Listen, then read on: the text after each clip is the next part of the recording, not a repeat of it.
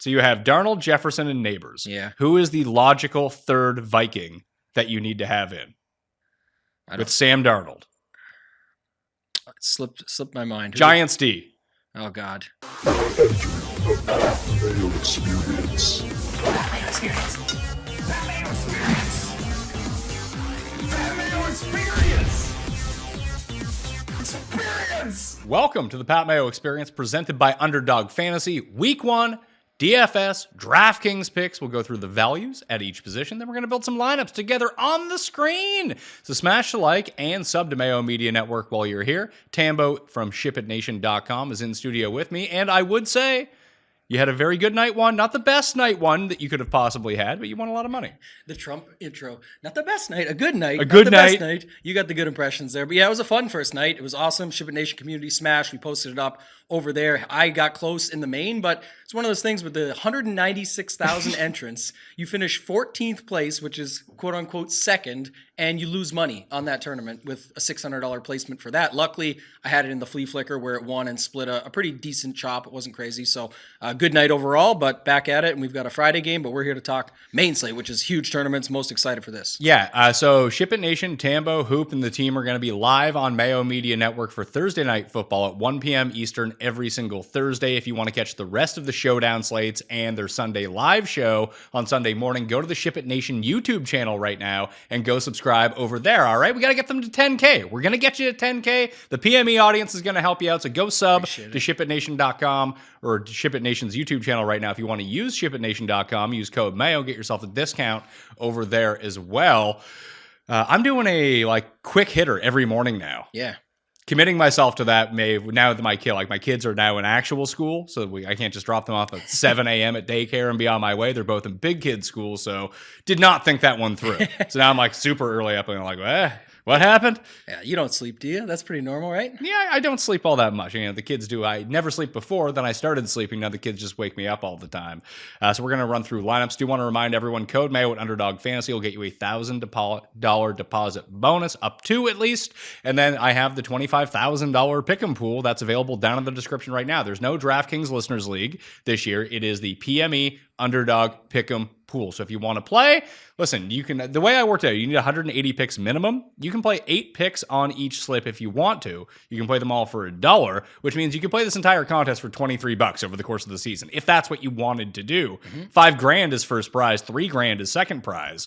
So turn 23 into $5,000. Pretty good ROI. We'll take some of that. Easy enough. So use code Mayo to sign up. If you have an Underdog handle already, then you can just go enter. And if you do previously have an Underdog handle and you're looking to deposit, do it on Friday. It's fill it up Friday, get an extra 10% on your deposit if you want to go do that right now. Let's talk about the positions. We'll start at running back on DraftKings right now. Guess who the simulator is telling me is the best points per dollar running back on the board? I'll guess White. Bijan Robinson? Okay. Is the guy. White's actually number 2. White's going to be interesting because the coach speak with Todd Bowles is that it seems like Bucky Irving is going to have a role in this offense, but it's going to be hot-handedness. So you might see one game where it's 90% Rachaad White, and then 2 weeks later it's 30% Rachaad White. So it's going to be difficult. And he's $6,300. I think that James Conner for $100 less is a better play than Rachaad White this week.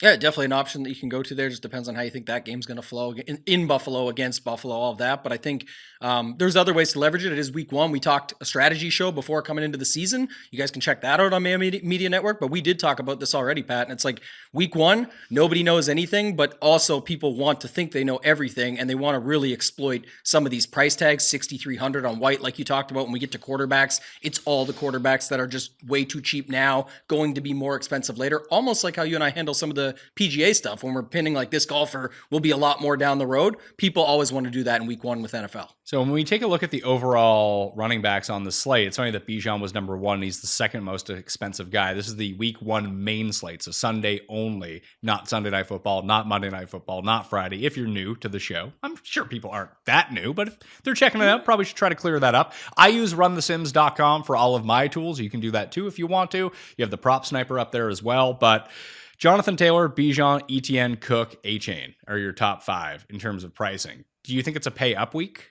Yeah, it is. It's just because, like I said, when we get to quarterbacks, it'll tell the story, but the roster construction is pretty set in stone. Not many people are going to Josh Allen at quarterback. Like some will, of course. I'm not saying they won't, but I'm saying the quarterbacks that people want are all cheap. Their receivers are cheaper than usual right now. You can get guys like Tyreek Hill still at wide receiver for 8,700, and now you talked about like Taylor 7,800, Bijan 7,700. You can easily get those guys in, no problem whatsoever. I like Jonathan Taylor, actually. He's an interesting one as well because I think Phony Tony is going to get some love this week, and some of the other guys with him, Pittman, Mitchell, those guys that people want to play. So that's a way you can get access to it, but he's still going to have ownership too. He should, but I mean, in lineups, I know that he ends up being the quarterback in the optimal when I ran it very early. So we'll build off of that to start with when we get to the lineup section. But I just think that if everyone's going to go, like not everyone's going to go to him, but if he's the highest owned quarterback of the week and he's the optimal quarterback, I think it just makes a lot of sense that if you want to get access to the Colts and Houston game, maybe stack up the other side and use Jonathan Taylor. I actually think it's a lower scoring game. So it's not really a game that I want to target, but I think that he's probably the best piece of the Colts to go to, considering he's probably not going to have as much ownership as he should. I think it's the second highest total, right? And there's pretty clear-cut top totals this week, and then it just drops off a cliff. So that's probably why you're going to see people end up there either way. But I like your call of finding a way to get to the game, and that could be your access point. Well, I discussed on the Best Bet show with Pizzola and Cam that this just seems like a game when you have Anthony Richardson in it, you're probably not going to see a volume of pass attempts from their side of the ball. He pointed out D'Amico Ryans and the Texans last year. They love running the ball on first and second down and then forcing CJ Stroud to throw beyond the chains. Mm-hmm. That's not always the best strategy, but you run that much, it deteriorates the clock. You run a bit of a slower pace. And we know that the Colts are going to run between Richardson and Taylor. Like they're going to run more than they're going to pass. Yeah, I think you're correct. And I like that you mentioned a little, Houston side stuff there, because I think when we get to it, CJ Stroud, you get his guys, Tank Dell, Nico Collins, them in there. You could do that, Pat, via Jonathan Taylor on one side, skip out on the Phony Tony, Anthony Richardson stuff, and move over to Stroud, who definitely was not phony. He was the real deal for sure last season. Obviously, Richardson was good. We make fun of him, but before he got injured, that's why people like him as fantasy points per minute or whatever you want to call it that he plays. So the sub $6,000 running backs right now that jump off the page, not necessarily in projection, but points per dollar. You have Rico Dowdle, who I like to call the Dwaddle, walks like a penguin. So he's $4,600 against Cleveland. It's a cheap price for a guy who might be the starter. Maybe not the route that I want to go down. On the other side, though, Jerome Ford's only $5,500. I think that's a much better play. Yeah, I'm seeing Ford. I'm seeing Chuba Hubbard. I'm seeing there was another guy there too that I thought I saw. Tony Pollard, 5,900, and then people are deciding between him and Spears at 5,100. Do you need to decide on that? Like the Bears' defense is pretty good. It is. It's just cheap access, right? You're getting a piece of that game, and I think when we get to it, that's going to be the other thing. People are going to be looking for a run back on the other side. Because the Chicago side, again, people want to get in early on these Chicago guys. Zamir White's $5,700. Singletary's $5,700. Javonte Williams is $55. I think unless they really do turn to Jaleel McLaughlin as the primary pass catcher, this just feels like Bo Nix check down city. That even if he only plays 60% of the snaps, if you hope that he controls the goal line, and that's a big assumption right now, but for the price tag, if he can pile up 60% of the snaps, half the work in the passing game out of the backfield, and the goal line touches, like that's someone whose price might be way higher going forward. Yeah, definitely agree there. People seem to, again, not like he's going to get a bunch of ownership, but Jaleel's 4,300. So if people were looking for savings, it does look like some are clicking him early. But again, I'm with you. I like the Javonte side. All right, so let's talk about these totals then, because you mentioned that the Colts and Houston have a very high total. When we think about games that we want to target, you have Arizona and Buffalo comes in at 47. Total. Houston, Indy, 48.5, although I like the under on that. Then you have Jacksonville and Miami at 49, which is the highest one of this slate. Yeah, and then everything drops off a cliff. So we've talked about this before, and I think a lot of people learned this, some the hard way, some the good way last season, that, you can target these games all you want. You just knocked one out. Not that you're off it. I'm just saying, like, when you have those three, you're like, and I don't even know if this one is going to be what it is. So what ends up happening, people migrate to the others, and what they confuse is real points with fantasy points. In a game that has a 42 total, there still could be a guy that has 2 touchdowns on either side of that game, and it still goes under. But you could still use those guys in a secondary stack or a mini stack. So that's why I'm saying, that's what you got to look at when you're building out your lineups, and start with these big ones, see what you like, and then move down the board from there. So, for example, Minnesota and the Giants have a 41 total right now. Mm-hmm. I think that Jefferson absolutely annihilates. Jefferson and Malik Neighbors on both sides of the ball. Like, just stack those two guys together. Or your Singletary call. Yeah, or Singletary. Singletary, It's Jefferson is- not my Singletary call. I just mentioned him as a part. Like, I don't like Singletary. But if you play him, I'm saying he's what, 5,700, and then you got Jefferson on the other side is fine. He's super cheap right now for what he probably will be if he starts off the season strong. So using something like that, Jefferson could get 7 for 140 and a touchdown. Or 2. And this total sucks and the game sucks. But we don't care about that. We need fantasy points. So that's what we're looking for there. So I think that's kind of a good call out. Neighbors is there on the other side. Like you mentioned, you could use him in the secondary stack. And they're both affordable and not the type of receivers or the requirement where you don't necessarily need to have their quarterback with them in those cases. It is fine to secondary stack. For sure. And like if you really want to cheap out, you could use Daniel Jones or Sam Darnold. I don't think you need to do that. Neighbors is 59 and Justin Jefferson is 84. He's the third highest priced wide receiver on the slate. And I think it's like kind of a toss-up between him and Tyreek of who the best one is here for week 1. Like CeeDee's tough. He's dealing with a little bit of an injury. Like he's going to play, but he's also playing the Browns. And the Browns in Cleveland have shown to be a pretty good defense. Not that he can't overcome it. I just think it's a much softer spot for Jefferson. Obviously a softer spot for Tyreek Hill. And then you have like Jamar who, listen, he's going to play. How much is he going to play? I don't know. How much are they really going to need him in this game? Yeah. Like, do we think his conditioning's at 100% for a guy who didn't start practicing on a limited basis until 2 days ago? I don't know. It's ringing in my head, though. Last year, remember the guy can't catch balls and then just dominates? No, that was first year with him. No, or whatever it was. Yeah, 2 years ago. I'm just saying, like, the setup of those types of conversations, I just completely ignore. I hope people don't play Jamar Chase in week 1. I'll play him. Yeah, I just rather play Jefferson. And I think that Jefferson... He's fine, too, yeah. I think Jefferson, Chase, and Devontae Adams come in with lower ownership than both Lamb and Tyreek Hill.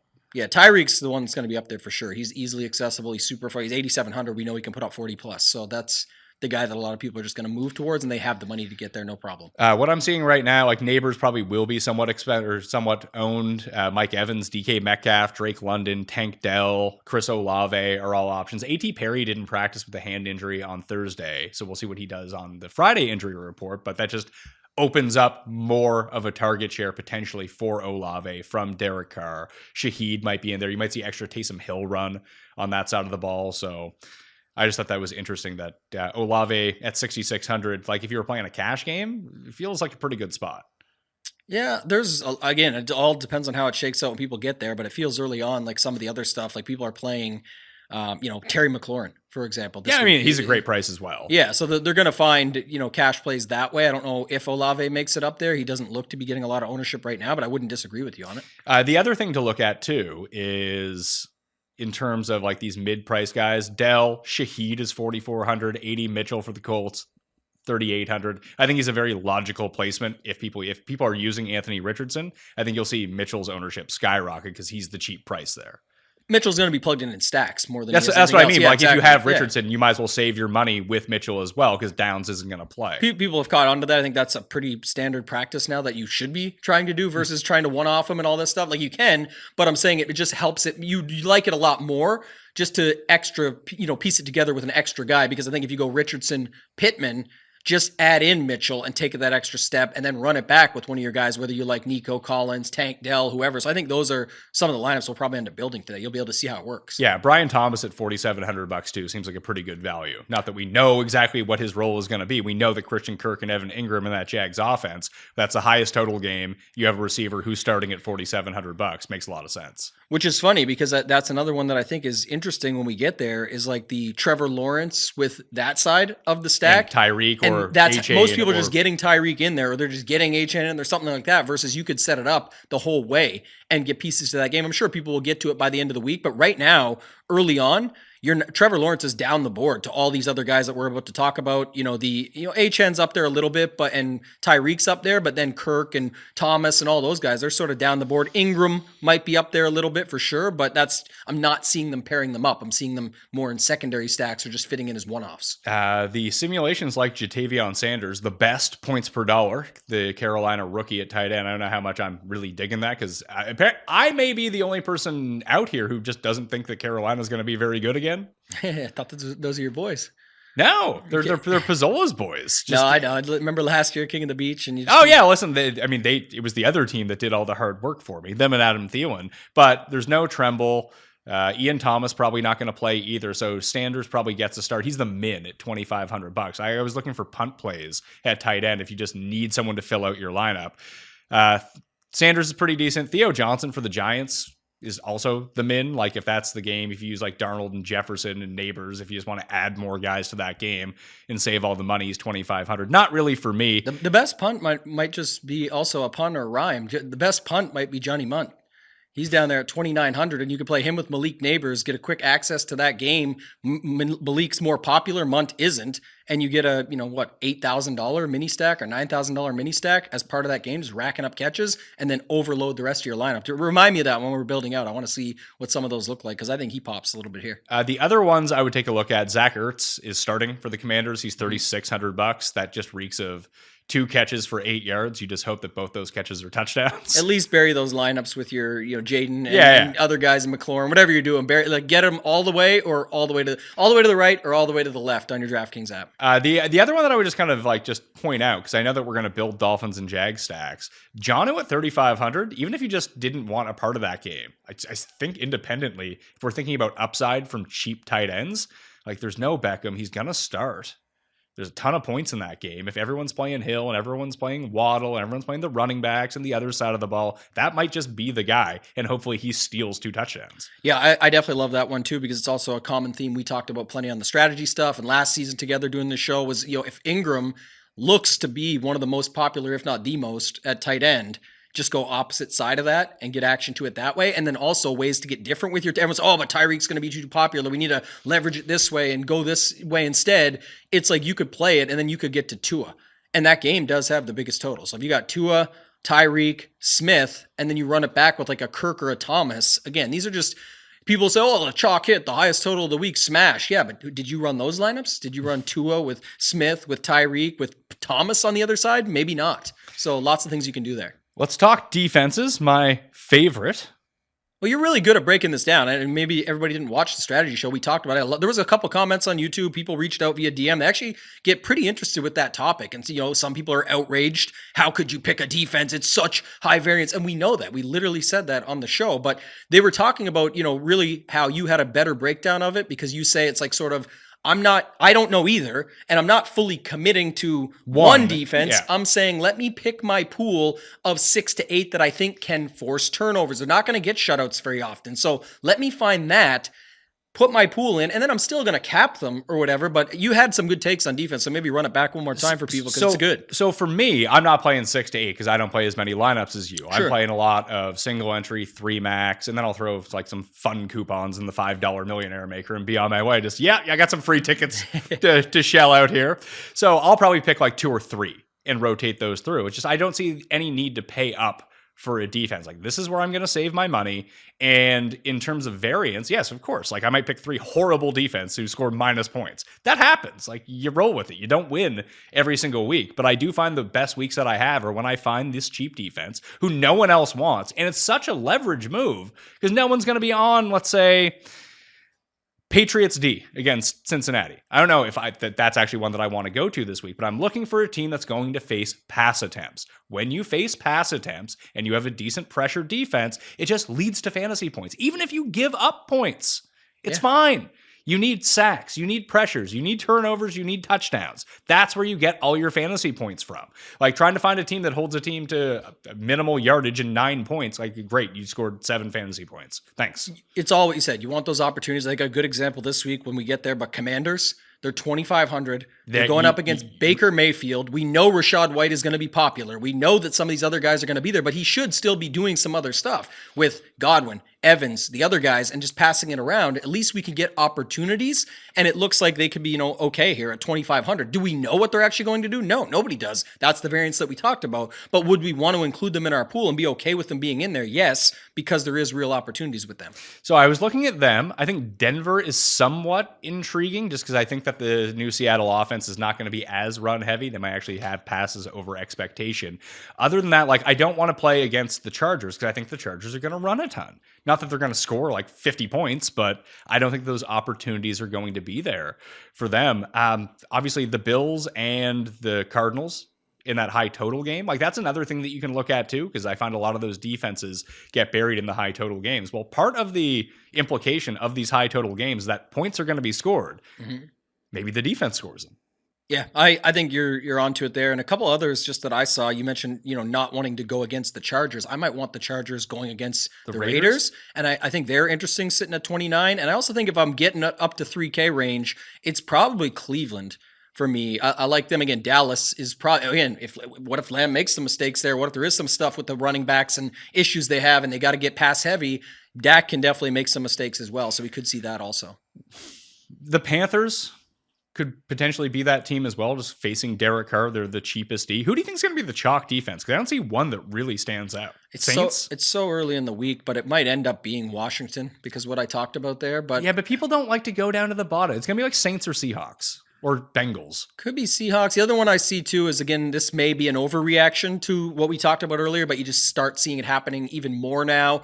The Sims, talk about run the Sims start leaning on the ROI and what that looks like. Well, if everyone's going to be on Phony Tony and Anthony Richardson and that side of it all, maybe you could see Houston pick up steam because they'll want to play it against the most popular quarterback, Jonathan Taylor. That's how you get leverage, right? Is it, if that fails and the defense also comes through, you're essentially doubling up. But I wonder if the ownership's going to be there on Houston this week because of that, and they're only 2,700.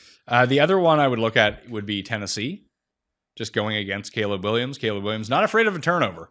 Yeah. I watched him in college. Likes to chuck it up there. We'll talk about him. But yeah, that is a good call, actually, because Titans can definitely get the job done there. Yeah, the Titans defense, I think, is vastly improved. I mean, they were my gold pick of the week against the spread. I put them in the Circa Millions contest as my pick. I had to get my picks in early because I'm taking Philly tonight. We'll see how poorly that ages. But they were only, on every sports book, they were 2.5. They were only 2 at Circa. So I ended up going with that one. Don't mind it. If Isaiah Likely can go to the Hall of Fame after one game, we can get Jordan Love there after last season. That was pretty solid. Well, I bet some unders on Isaiah Likely last night. That was nuts. Hot start to the season. It should have been Andrews. I confused Andrews and Likely because they look so much alike, apparently. Andrews is a blocker now. Yeah. Well, it used to be the other way around. It's because the O-line is just trash to start things off, but it is what it is. That was a rough first game to the season. The never-ending flag league. They say no fun league. I'm going to swap the acronym now. Just never-ending flags. Last night it sucked. Not a terrible idea. But yeah, you're just trying to find teams that are going to have incredibly high pressure rates. And obviously we don't know because the teams have changed throughout the course of the year. But just take a look back at what happened last year. I can tell you, like Carolina's adjusted sack rate was really good last year. Mm-hmm. And maybe that's the play. Carolina against New Orleans. New Orleans' offensive line is absolute garbage. I know I kind of downplayed the Panthers a little bit here because I do like the Saints because I think their defense is all right. I think they're going to grind out some games. I don't think the Carolina is all that good. But if Derek Carr has to pass, he loves turnovers. That offensive line's a sieve, and obviously Burns isn't there anymore. That's going to hurt their pressure rate. But if they can still generate that from somewhere, they're going to have ample opportunity. I love a good pairing correlation there too. Give me some Chuba Hubbard and some Carolina D. Chuba won me $100K last year, actually, with a couple touchdowns in a game. So if that's the type of game he's going to have, it's going to be likely because of turnovers and things like that, where the D puts him in position, maybe speeds up the game a little bit, all of that. So I don't hate something like that. And especially, Pat, too, if Washington does get popular at 2,500, it's just $100 less to drop down to Carolina. And you got to think people would like Washington versus Baker over Carolina, even though it's not like they're going up against a good quarterback. It's just sort of the way that sets up. So the ones I'm going to target here, Carolina, Washington, like you mentioned. I'm going to think about the Titans, but the Steelers might be the other team for me at $2,900. I didn't really look at the Steelers, but that kind of makes sense too, because if you got Bijan, it's going to be popular. Pitts, by the way, who didn't mention at tight end, but I know there was last week little injury talk for a minute. He practiced in full on Thursday, but apparently he's been dealing with hamstring injuries for 2 years now. That's why he hasn't been awesome. This is the year. That's what we always say, right? Every year. It's the year. For Pitts. This is the year. But he does have a pretty good quarterback in there now that I think is fine, that you can set it up that way. But I just think that that's another good call that I didn't think of, and they are 2,900 as well. So everything sort of in that 2,900 range kind of also makes your Tennessee Titans $2,800 look good, because there's 25, 27, and a couple at 29. Again, just trying to split the difference on them. I think that's okay as well. Yeah, and two teams with pretty high, like Tennessee had an 11.4 adjusted sack rate. The Giants had a 14.4 adjusted sack rate a year ago, and Denver was also above 10. So those teams, the Giants are priced up a little bit. I think they're $3,400. They have a high adjusted sack rate going against a terrible offensive line. And Sam Darnold. That's right. Yeah. So I think enough people will end up playing them, but just those would be sort of the short list teams for me, and I'll try to rotate them through depending on how much salary I have left, honestly. The Steelers and the Panthers also underdogs in domes. And then you got the Titans as underdogs in Chicago. So, I mean, there's, another thing there where sometimes people don't quite go for that. They're usually looking for defenses in spots where they're in good spots at home with running backs, things like that people set it up for. So I don't hate all those. That's the whole point of back to the original conversation. You just talk yourself through it of why you would consider these teams. For someone playing more teams, they could fit 6 or 7 of those in and just put 20 as the cap and let the rest trickle in. It's like there's lots of different ways you can do it. They're more educated guesses, but there's certainly opportunity with those teams that you mentioned. Last thing I wanted to talk to you about before we get into the lineups. There's a chance Justin Fields starts this weekend.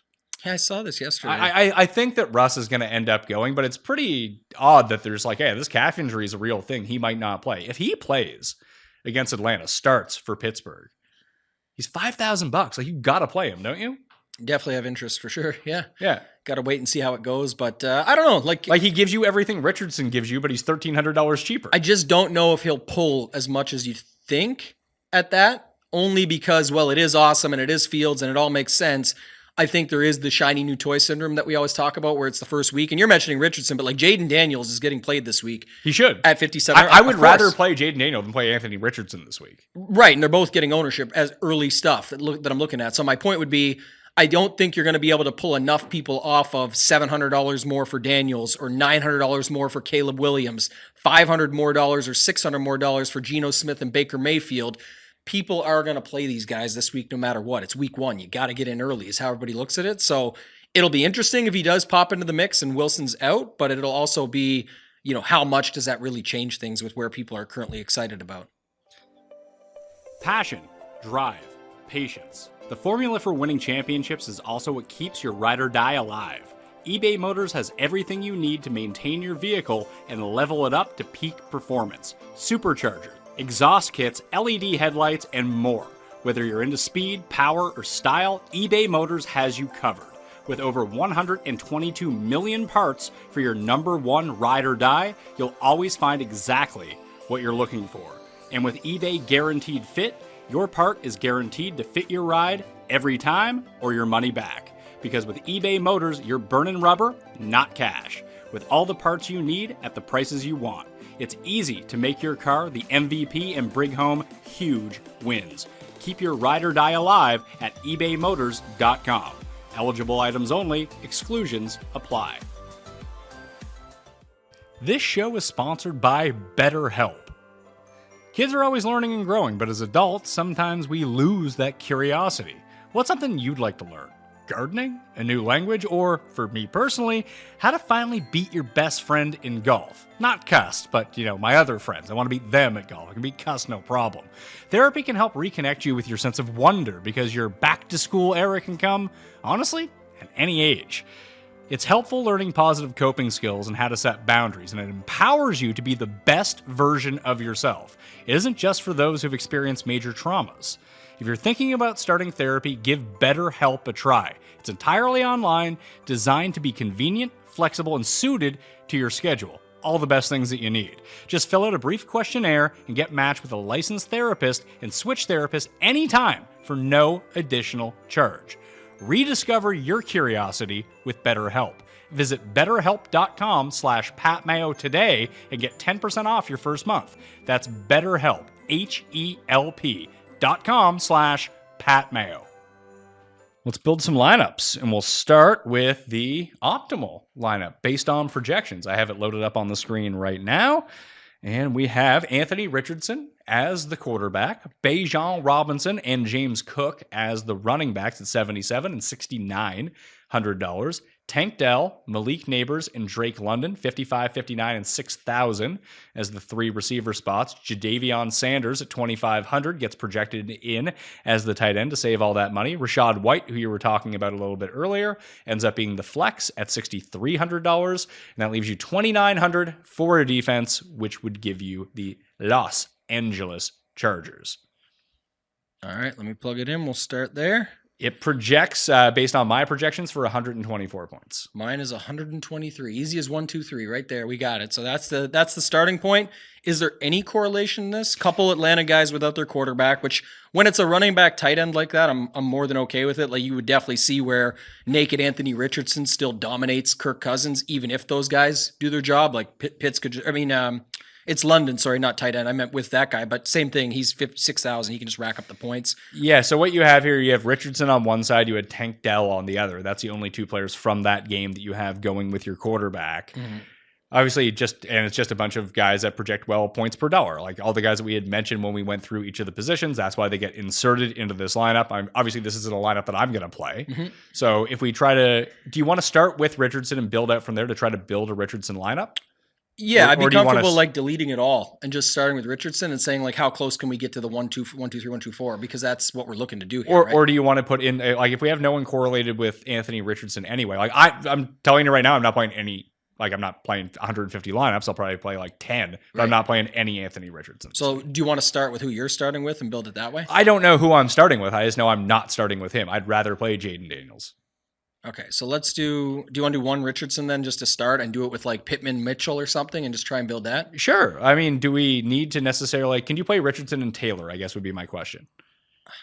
You can definitely do it. Yeah, that could be their whole offense. That's what I mean. But I would be looking to leverage one or the other. All right, so let's get rid of Drake London and we'll chuck in Mitchell. So 80 Mitchell coming in at $3,800. I don't think this is a game, especially with Richardson, that you want a whole bunch of pass catchers because so much of his value is derived from him rushing in touchdowns. I'll disagree only because week one, and I think less people do that. So I would actually want that on week one, and I kind of want to max him out. I know that he is running and he can rush in touch. He can do it all. But I'm saying I can still see a world where he throws multiples, and that's where you get your leverage from because a lot of people are less likely to do that. He's a guy that I would want to set it up that way on week one to try and get as much maximized out of him as possible. So you want to throw... I want Pittman in there too. You want Pittman in this lineup. And then I want to pick between Dell and Collins. Or Diggs? Or Mixon? Yeah, other guys you can put in there. I think I want sort of Dell or Collins. I want to max it out. And we've talked about this doing strategy stuff before. Another way to do it is how many Anthony Richardson lineups? Well, there's going to be a ton. It's not who you play, it's how you play them. How many lineups are going to max out the 3 wide receiver slots right out of the gate with 2 Colts and a Texan on the other side and not play all these other value plays there? Do you have any interest in, instead of doing Dell, using Schultz as the tight end? Or do you want to max out? I think I want to max it out for this one since you're not even super high on this guy anyway. Who are the running backs if we're doing this? Like I think we kind of want to get probably White in there because we're trying to we're already moving off of sort of the other stuff. So you could put White in. Yeah, I'm out on White, by the way. Yeah, I think you're out on this whole lineup kind of, but yeah. That's fine. I'm just trying to... So this is probably the best lineup we're going to build. What others will do. If we put James Cook in and just leave him and go with White, you could still probably get Bijan as the flex? Yeah, just I don't know where he would end up because he's in the early game, I think, isn't he? But just go to Dell. I'm just trying to round it out now because I know you don't love it. So let's go to the Chargers. And is there a tight end for around 3,800? It's Cade Otton. That's like your Rashad White, Cade Otton. It's not ideal. I need a different... All right, let's throw Panthers D in there instead. Save a bunch of money, see what we get up to at tight end. It gives you up to Taysom Hill, Hunter Henry, Cole Kmet, Noah Fant, who is a bit banged up, but looking like he's going to play and should have a larger role in this offense. In a revenge game against the Broncos. How much is he? He's 4,000. I guess I'll just plug Taysom in because I got 4,300 just to get over this one, but he's against Carolina, so whatever. Who do you like at tight end? Like if you had would it just be McBride or Kincaid for you? Well, I was trying to see that if I could just take James Cook down to somebody else. Like I really don't care about him, or I don't. Okay, well let's take James Cook down to. He'd like a cheaper guy. I mean, the Broncos can't stop the run. You just want to use Kenneth Walker? We talked about Chuba with that D, and that leaves us... How much does that leave us? 5,900? Yeah, Kincaid. There you go. I'll call this my lineup. This is a good lineup. So here you go. It's Richardson, Mitchell, Pittman. Run it back with Tank Dell. You get Chuba Hubbard with the Carolina D. You get Bijan and Rashad White, and then you get the pay up Kincaid instead of Cook, by the way. So when you go back to the original lineup that you had, Tank Dell stays in it. Some of these other guys stay in it, but we moved some of the pieces around to get difference makers in there, and it's at 116 on my stuff. So it's not quite there, but obviously much less ownership and much different build. I would assume that the Panthers D isn't projecting very well. No, it's not. You can actually move them up in this lineup if you wanted to the Commanders defense. Oh, that's true as well. Yeah, they're 25, right? Yeah, and then Yeah, you get a couple more points that way, or a point and a half or something. So yeah, it definitely is fine as well if you want to go that route. But I think also too, most wouldn't do that just because they're going up against White. I like this. Yeah, I like what we have, and it's just a good starting point. Let's do what you want to do. I just wanted to show that off as a couple different ways because we still got Kincaid over Cook. We got other plays versus other plays, but we correlated a lot more and made it make a lot more sense. Lawrence, Kirk, Thomas. All right, T-Law. And then Jonnu as the tight end. Kirk. And then one of the running backs or Tyreek. Which one do you want?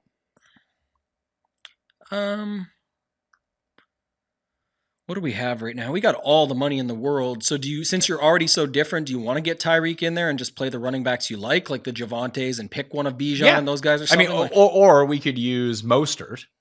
Because I think that everyone's going to use Achane. And I think that, flip a coin. I think that Achane probably has the higher upside. But if we just run this back like we did last year, if the Dolphins are on the 2-yard line, they're going to give the ball to Mostert. Now, hopefully, I guess with the lineup that I'm constructing with Jonnu in it already, I'm hoping that Jonnu gets those touches. So maybe Achane's the better play. He can score from deep. If they get in close, maybe Jonnu can score. If I'm telling myself a story here. But he's pretty expensive. Yeah, I think the way I look at it would always be, and I know you're building these for less, I think a lot of people out there are building for 10 or less lineups, is you're still telling the story.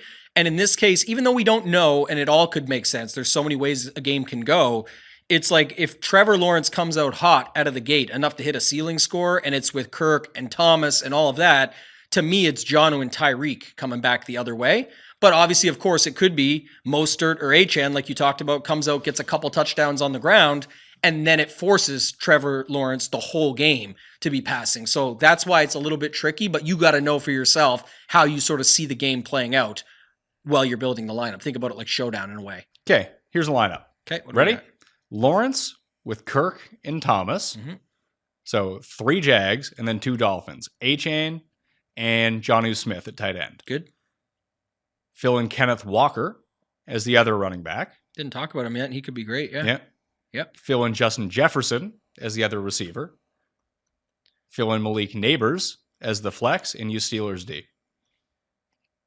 Neighbors? Hello, neighbor. Hello, neighbor. We got them, and then you want to use Steelers? Steelers D at 29. I like them better than the Chargers. Yeah, and that projects for about 118. So it beat the Anthony Richardson lineup that we just did. And then the other thing about this, too, I think that sort of would go a little bit overlooked here, is you did a bit of a strategy thing that not many people probably even think about when they're looking at this, is what we just talked about. How many people are jamming Tyreek Hill into this lineup? A lot. Everyone. Right? It kind of made sense. Yeah. But you not only did you move off Tyreek to build this game stack a little bit differently, but you went to a pivot off of Tyreek, which is Justin Jefferson. So whereas most Trevor Lawrence or Tua type lineups will have Tyreek or just general lineups out there, in general, I should say, you would have a different setup altogether because you have Jefferson in there, and then you still have some unique plays in there that are definitely in good spots, but you can get to them easily because look how the lineup's built. So it's lower owned, and it's got a better projection than the lineup that we just did. Not the optimal, but still pretty close. 118 versus 123. Okay, so let's re-import that lineup. And let's swap out Jefferson for Hill, and we'll take Achane out. That gives us 65, which would land us on Aaron Jones, Mostert, Rashad White, James Conner, Eckler is all down there. But we can try to improve something else. Now, I still like Malik Neighbors independently, but we don't need to use him. One of the main reasons that I was using him is because he was in there with Justin Jefferson. So we'll get rid of him and Steelers D to leave us, and I guess we can get rid of Kenneth Walker as well, to leave us 2 running back spots, a flex, and a defense. So it's Lawrence, Kirk Thomas, Tyreek, and Jonnu Smith to go with a more common build this way. I closed it out just because this does actually rate really well. It came to 122.6. Okay, let's hear it. And we kept Kenneth Walker. We went to Rashad White. Oh, God. We kept Neighbors. And we'll be able to adjust it in a second for what you want, but I'm just saying.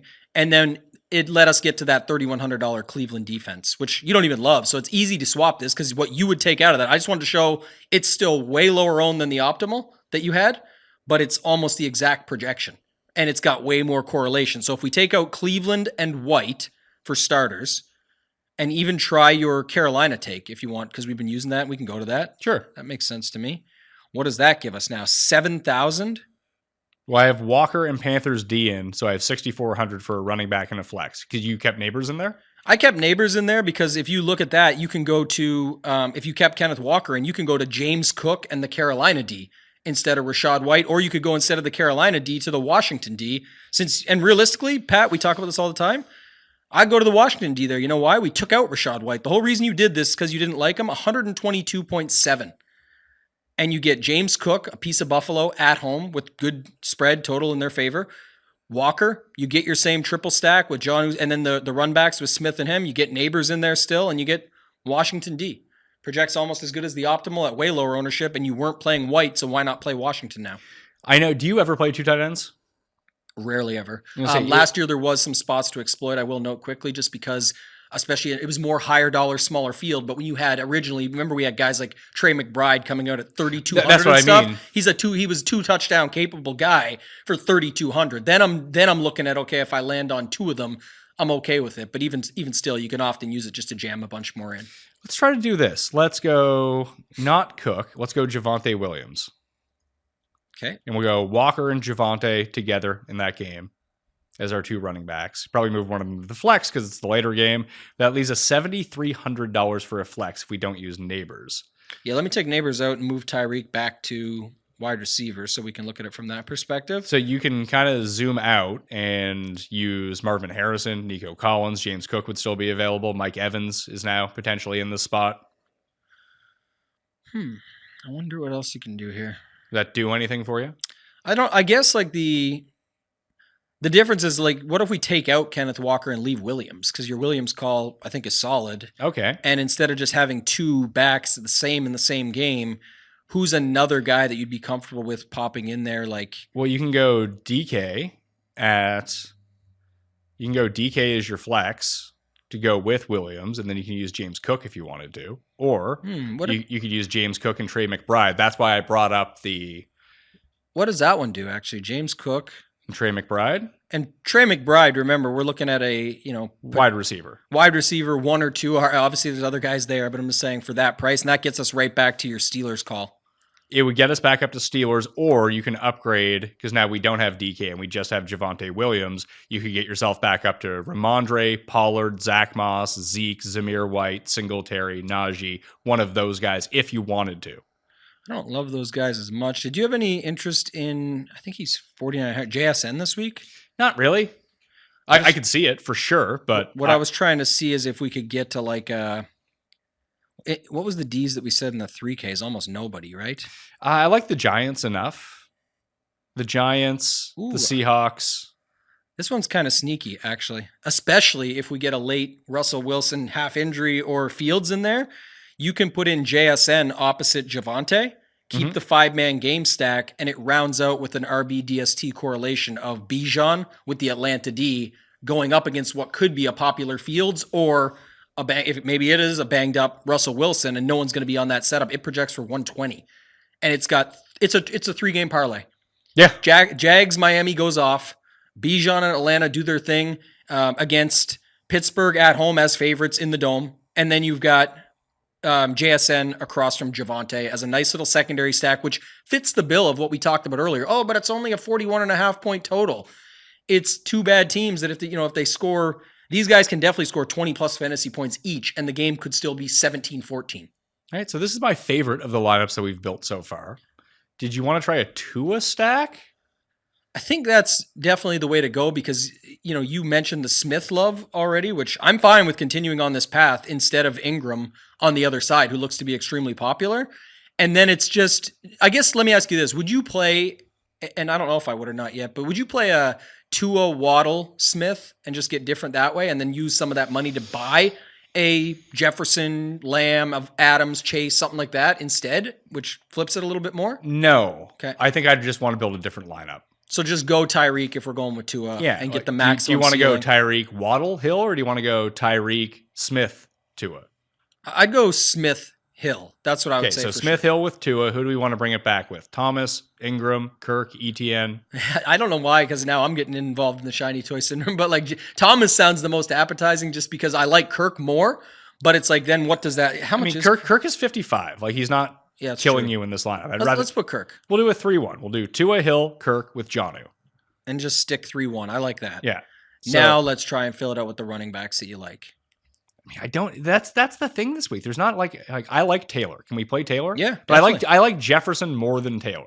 And I'd like to work a way to. I'd rather like if it's between the two. I'd rather play Jefferson. So Jefferson's 8,400. Yeah. So let's put him in as our other spot. Okay. Because how many people are getting Tyreek and Jefferson? That's the other thing. We talk about this all the time, where people look at, if I'm not playing this guy, play the other. We just had an example of it earlier. What if you just play them both together? You still have money. It's just getting thin. Yeah, we need to find the cheap guy. Maybe it's AD Mitchell.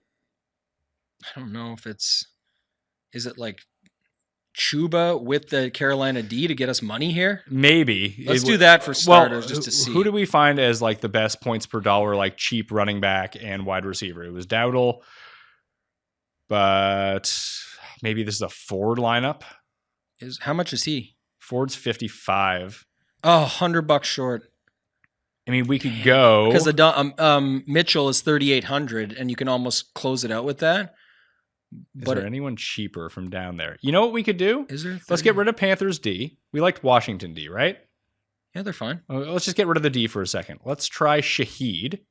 If Perry's going to be out, I know Shaheed's a little bit banged up, but he's playing. So we'll throw him in as a flex or however you want to do that, just for the purposes of this lineup. Mhm. Then we can get Hubbard in there because Hubbard's pretty cheap, right? Yeah, and he's a secondary stack with that. So there's a little mini stack to go that way. And if you go Washington, you have 4,700 just For a running back. Is there any running back at 4,700 that's viable? Probably not, right? Dowdle's 4,600. Do you like him though? Don't love it, and it shows in the projection. It's 110, but that's the problem with Jefferson in this. I think you fix the whole lineup when you take Jefferson out. Yeah, no, I agree. Right? You just got to do it. So let's get rid of him and we'll throw in Jonathan Taylor. Because that saves you the money that you need. And then you have 39. What if you just do what you said though? Like you can do Jonathan Taylor, but keep your Hubbard. Well, I have Shaheed. Shaheed mini stack. That's what I'm saying. And then we'll go to, let's say, Broncos D in this one, just to mix it up a little bit. That gives us $5,300 for a running back, which is Gus Edwards, Brian Robinson, Tajee Spears. Kind of ugly. It'd be nice if we could find $200, right?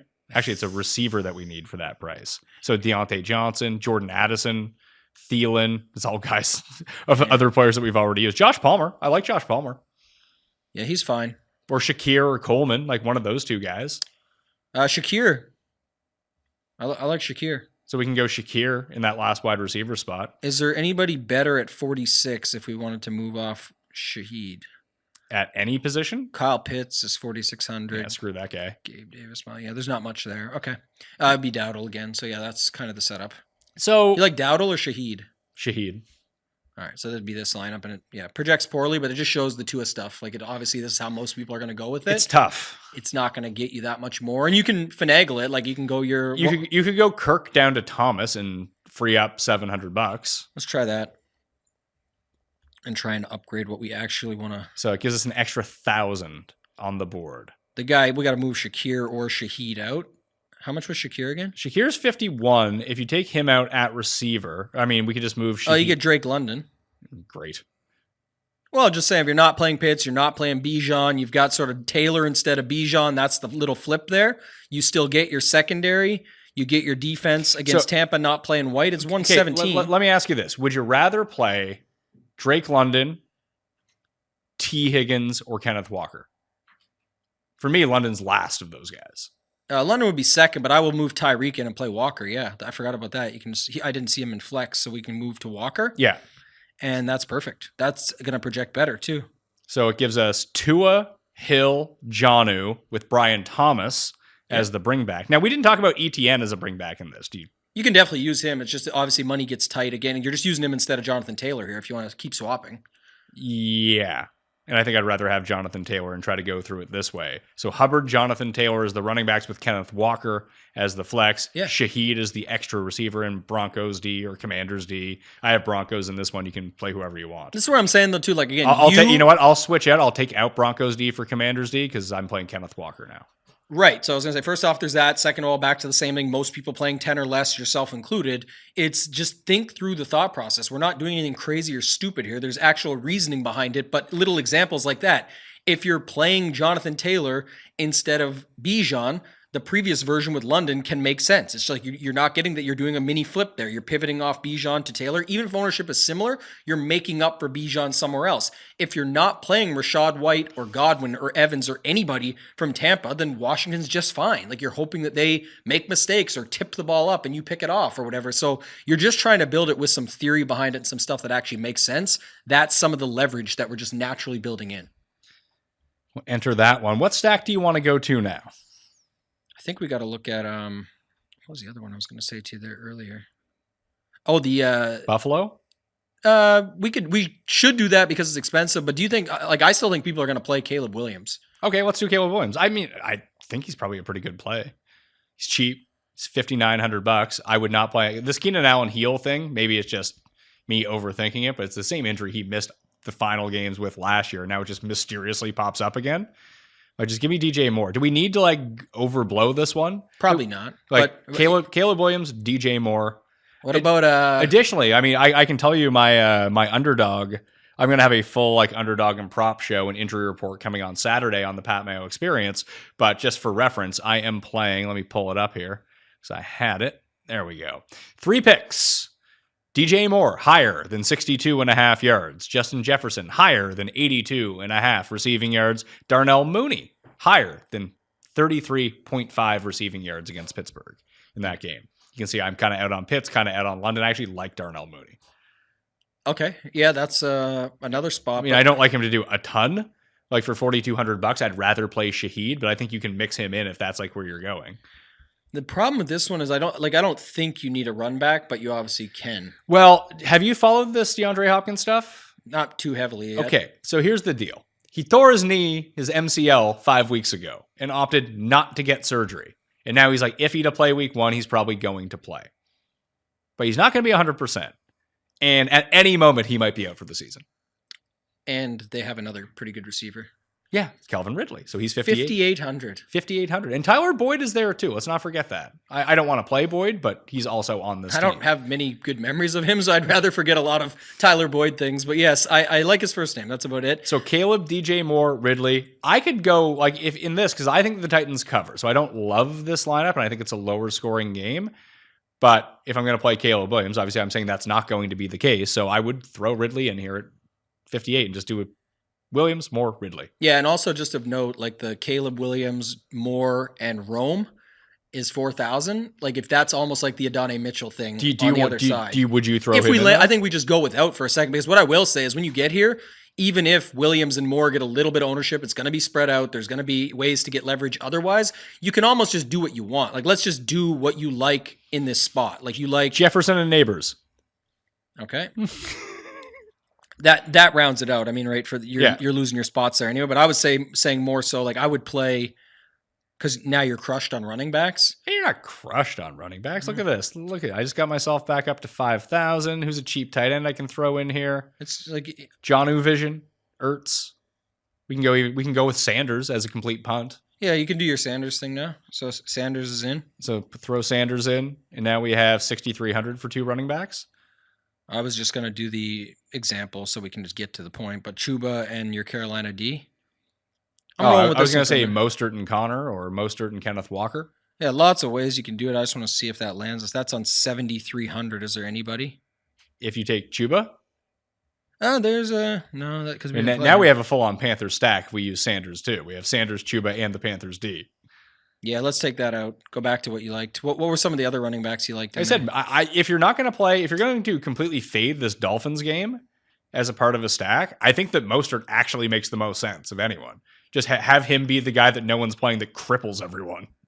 Okay, so Mostert gets there. That means everyone else doesn't, which means all those lineups are dead. So if you put Mostert in, who's the other guy that we want to use? Kenneth Walker. Let's just throw Walker in. I seem to be coming back to Walker. I didn't consider myself to be a big Walker guy And that coming gets into you the day. That gets you to Washington. Perfect. That's the lineup. So Walker, Mostert, Washington D. Yep. There it is. Ooh. And you get your neighbors Jefferson, Cross, right? Your secondary stack there.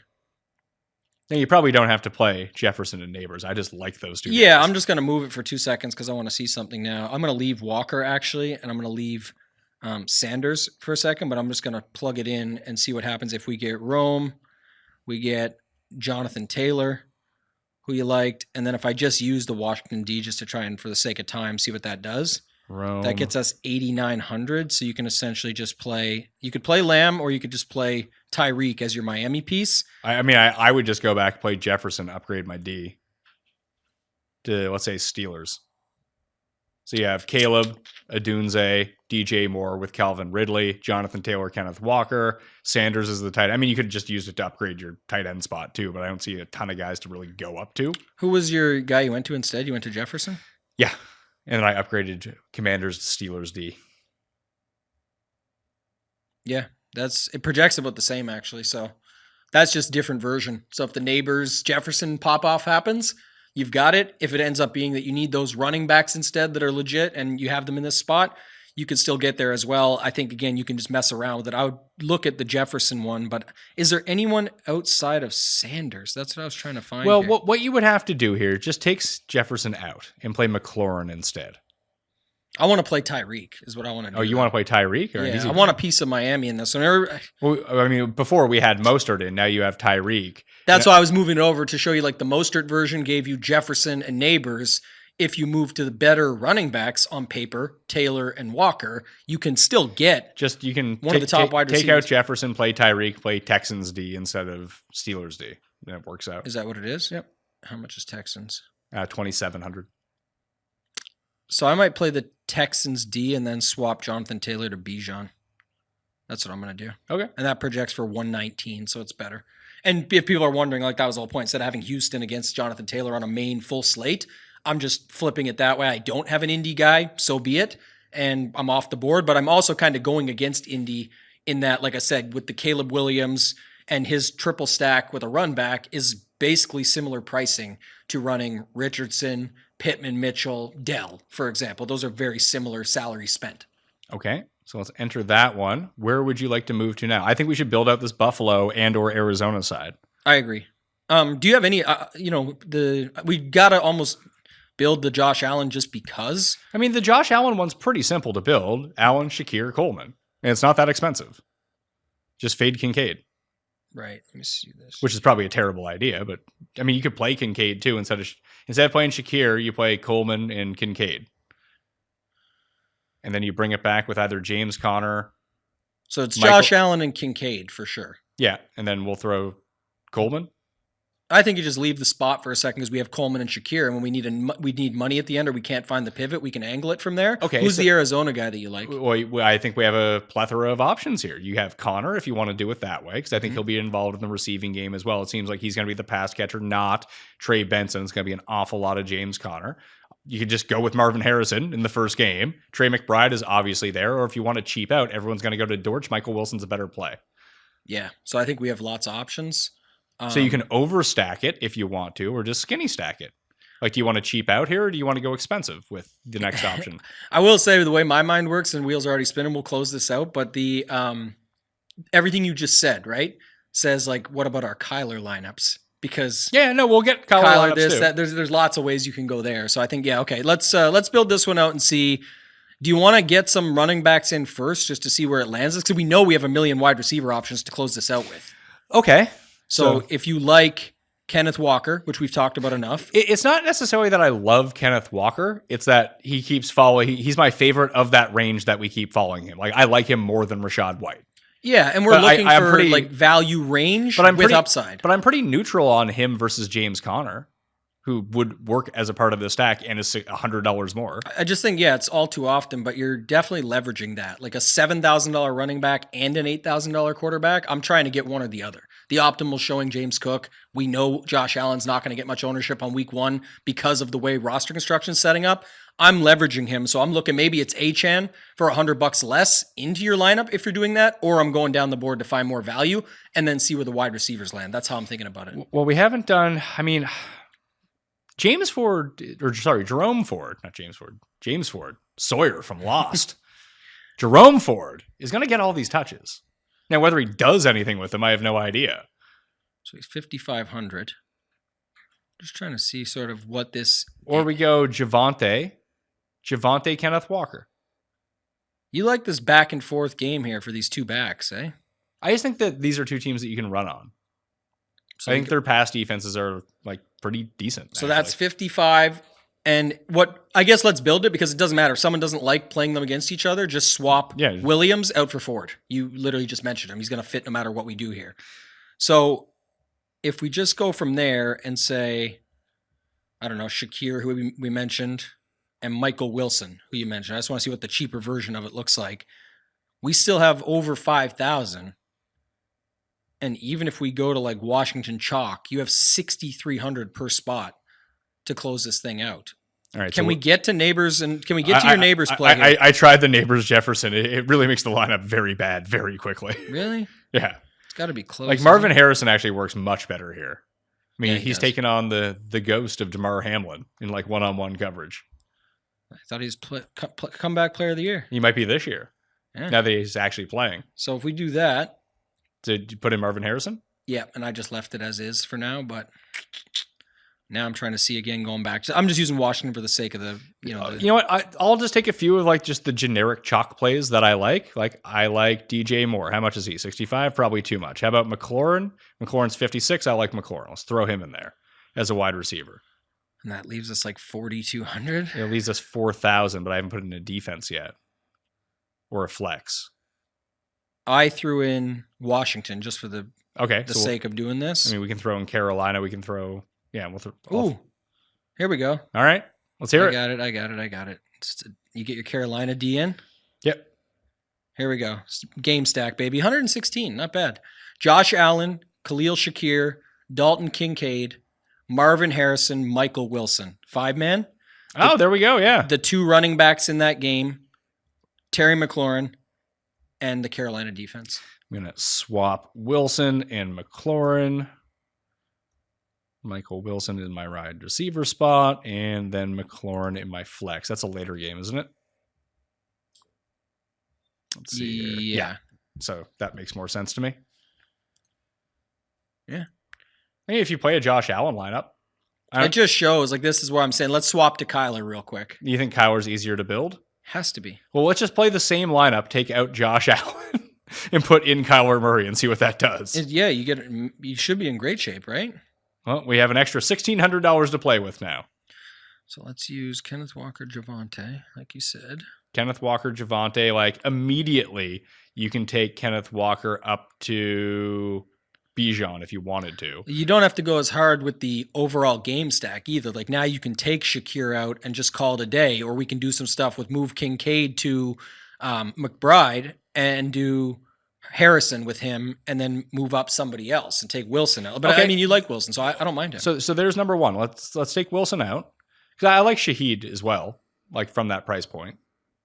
Or Mooney, as we talked about before, like one of those cheaper receivers. So we go Murray, Harrison, Shakir, McBride, and you keep Javonte and Kenneth Walker as the 2 running backs, which we probably don't need to at this point, honestly. You could play like Hubbard, Shakir, and then have a super flex, basically.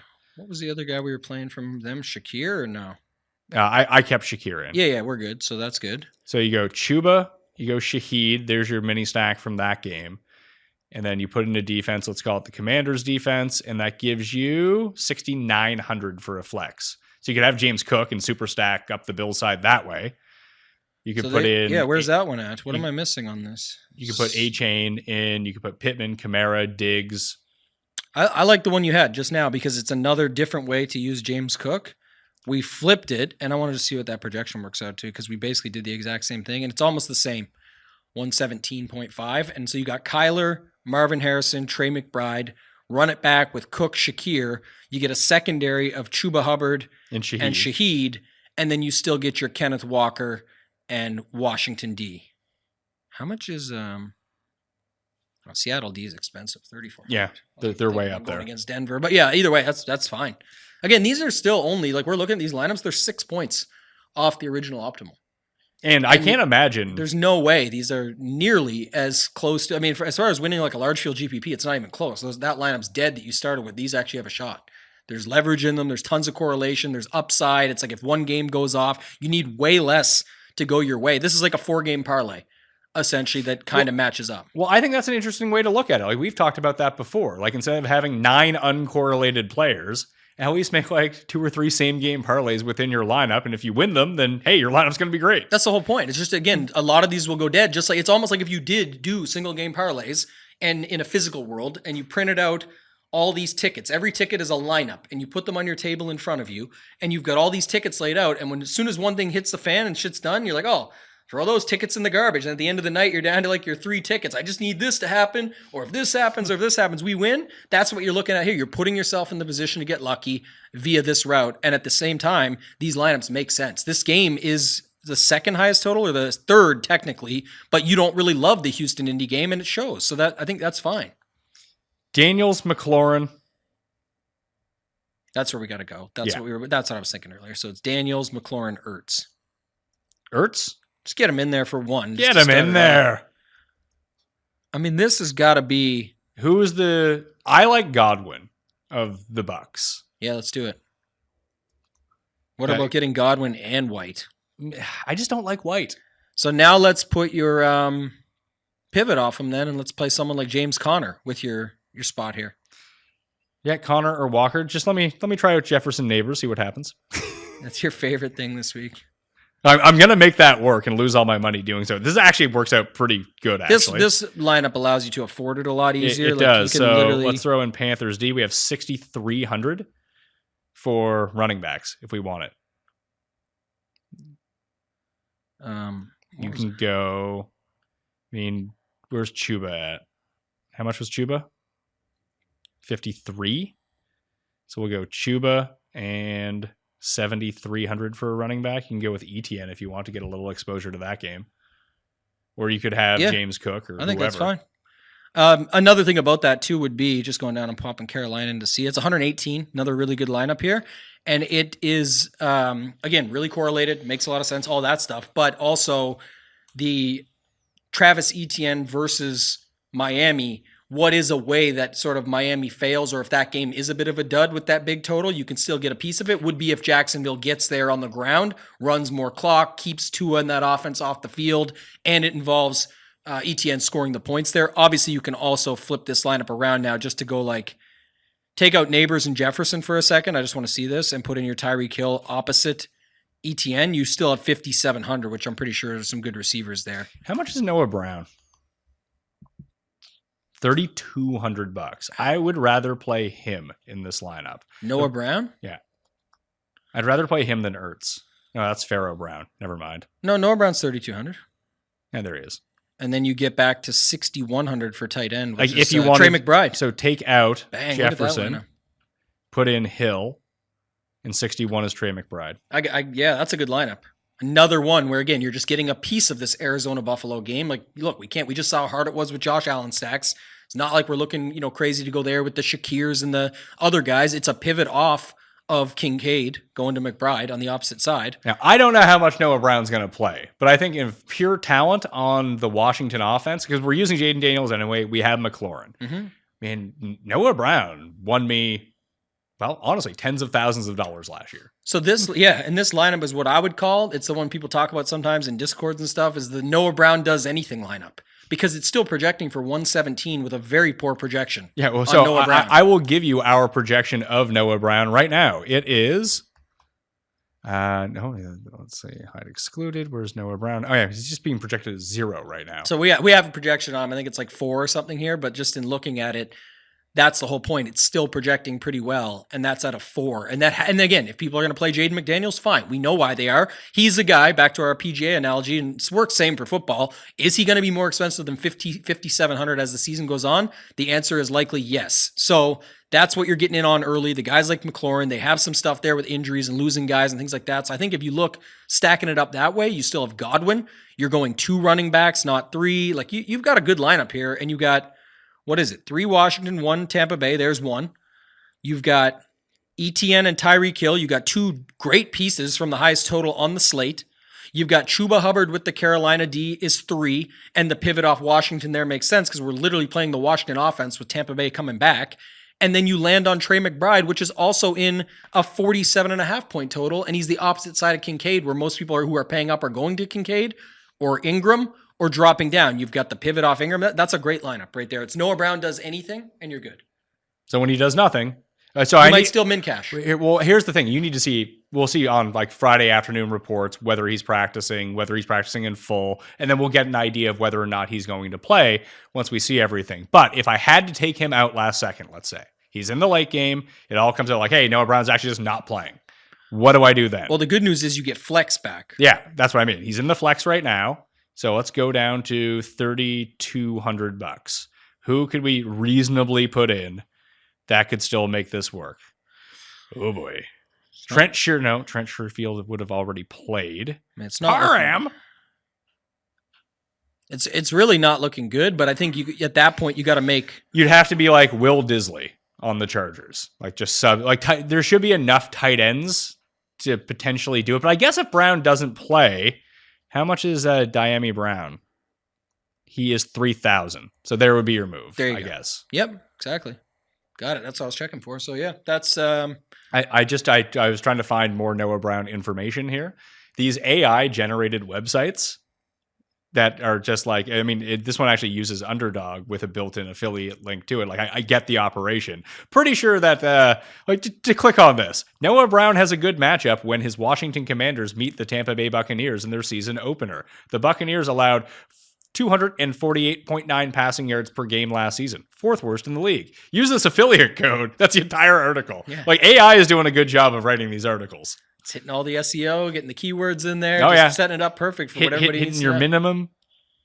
Yeah, we'll see how that pays off long term, but it's definitely going to be a thing. People are using these tools to generate stuff quickly.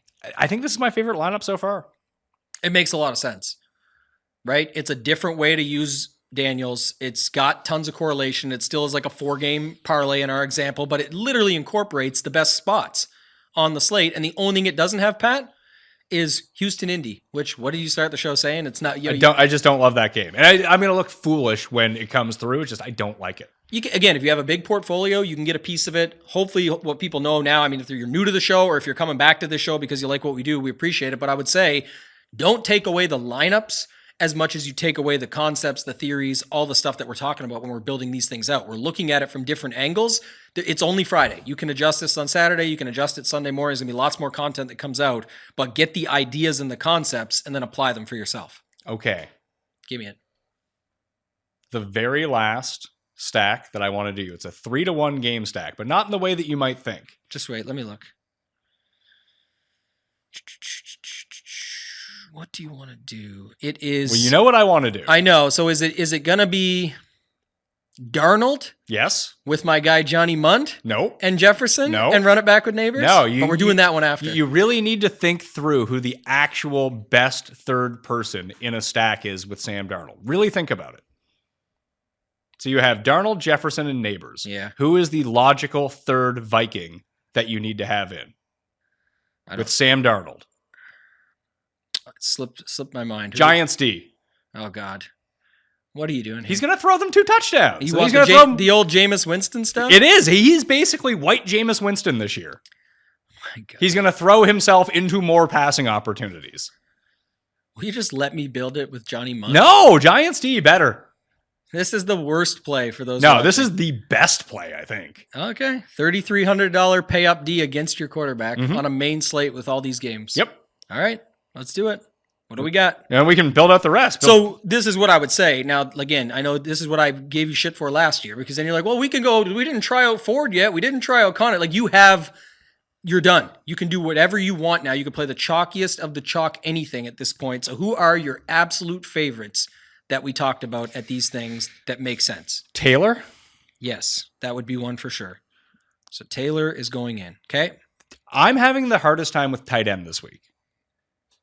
Like, yeah, I get the Kincaid and McBride are good. They're also super expensive. Like, I can't just spend I don't have all of the money in the world to spend everywhere. So do you want to go back to the chalk that was okay on the optimal with like Sanders? We're not going to do Hubbard and you can fit more of your 6K. Maybe you can get your double Denver-Seattle stack in here if we go to Sanders. Okay, let's just try this first. Let's go Walker. Do you have any love for Cortland Sutton?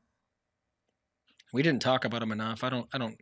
Like, just because I default to Javonte if I'm going to use him. But Sutton might be the better player, right? He's 56. He's basically the same price. I can fit him in at wide receiver. So we have $3,800. We could. It's your Mitchell. I think Jonnu Shani Mitchell. Yeah, I mean, we already have what's his name. You could use Jonnu and Shaheed. I think if you see, this is now it goes off the rails. This is where we're getting off the rails, my friend. That's exactly it. We're starting. You already have the most. Can't even fit in Shaheed. He's too expensive. You have to play Michael Wilson instead. Really? Yeah. You can't do.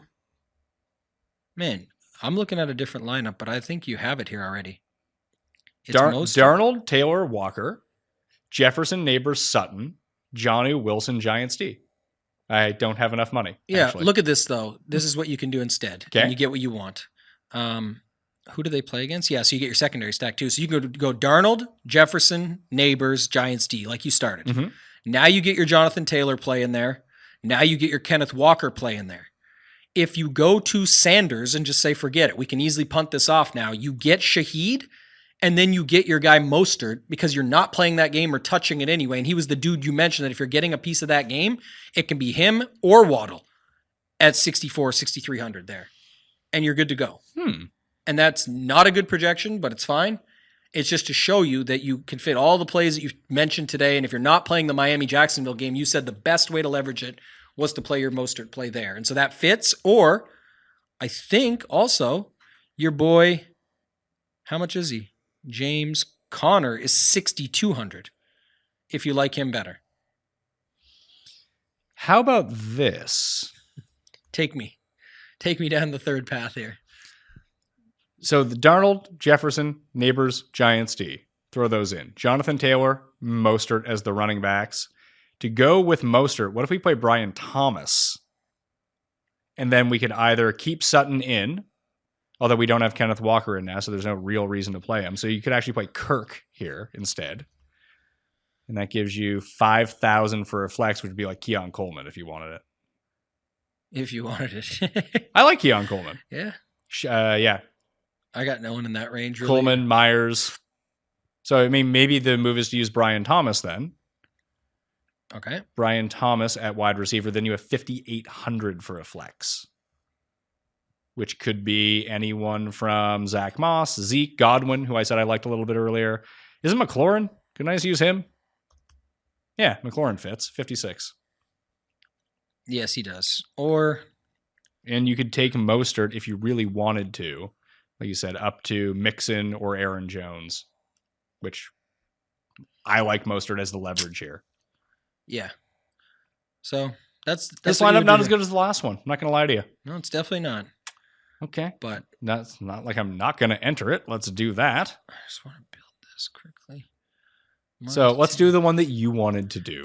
If you're doing it, I'm going Darnold, Jefferson, Munt with Neighbors. And now I want to see what we can jam in here of the guys we talked about that we actually like here. So just 1 second. Let's go McLaurin. He mentioned. So you'd throw McLaurin into this? I'm just checking this. T McC? If this fits, I might go. What's a little bit higher than McLaurin? Do we have like a 6K guy? 6K receiver? Yeah. 6K receiver. If you're not using Walker, you could use DK. Olave at 66, I think, is a good play if you're not using Shaheed. I'm going to use London. Here we go. I got it. This is 119, so very close to our optimal. And it's Sam Darnold, Jefferson, Munt. You run it back with Neighbors. You jam in your Carolina D with Chuba Hubbard. You get Jonathan Taylor, Drake London, and Kenneth Walker to round it out. And that's what I'm explaining to people when I'm talking to you about it. Everybody out there is like, Munt already separates me. Darnold already separates me. Everyone else will say all the chalk hit, but they'll have no lineup near this in their portfolio because they don't want to put all that combination together. I still played all those guys that we liked and talked about. The Carolina D with Chuba.